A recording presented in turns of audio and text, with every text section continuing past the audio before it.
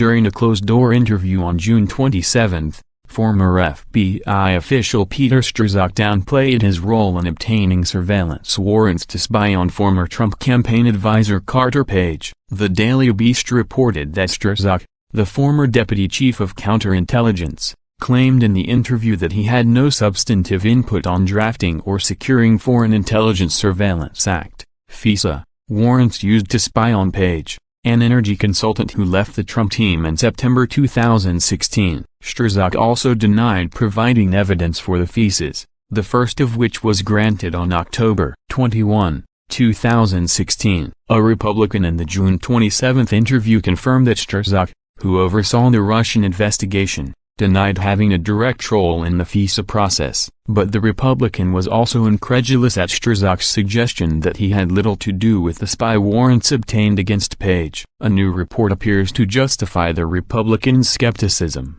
John Solomon reported on The Hill that Strzok exchanged emails with FBI attorney Lisa Page regarding the Carter Page surveillance. Strzok and Lisa Page exchanged numerous anti-Trump text messages during their work on the Russia probe, which was code-named Crossfire Hurricane. In one August 8, 2016, message, Strzok told Page that we'll stop Trump from becoming president. Strzok, who was the FBI's top investigator on Crossfire Hurricane, sent an email with the subject line Crossfire FISA to Lisa Page discussing a set of talking points aimed at getting then FBI Deputy Director Andrew McCabe to push the Department of Justice to approve a surveillance warrant against Carter Page. According to Solomon, at a minimum, that keeps the hurry the F up pressure on him. Strzok emailed Lisa Page on October 14, 2016. According to Solomon, Strzok also commented on a letter that Lisa Page sent to then FBI Director Jim Comey offering to meet with the FBI to discuss allegations made against him in a Yahoo News article published on September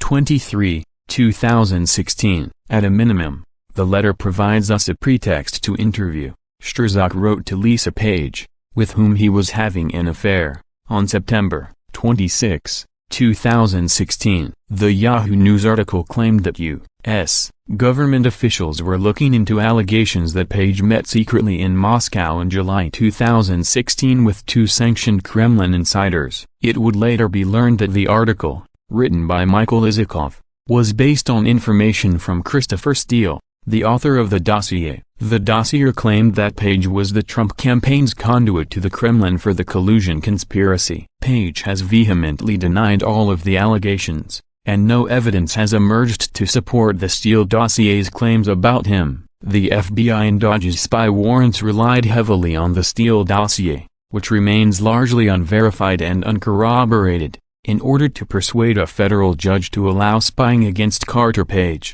The FISA applications also cited the Isikoff article that relied on the dossier, though without disclosing that the article was derived from Steele. The applications also did not disclose that the Hillary Clinton campaign and DNC had financed the dossier. A law firm for both organizations hired opposition research firm Fusion GPS, which in turn hired Steele. Despite Strzok's suggestion of an interview with Carter Page, the FBI did not meet with him until March 2017. 6 months after the email and 2 months after BuzzFeed News published the dossier. Page has questioned why the FBI waited so long to interview him. The FBI used other methods to keep tabs on the former Trump aide. As the Daily Caller News Foundation first reported, an FBI informant named Stefan Halper made contact with Page during a conference at the University of Cambridge on July 11, 2016. Nearly 3 weeks before the start of Crossfire Hurricane. Halper,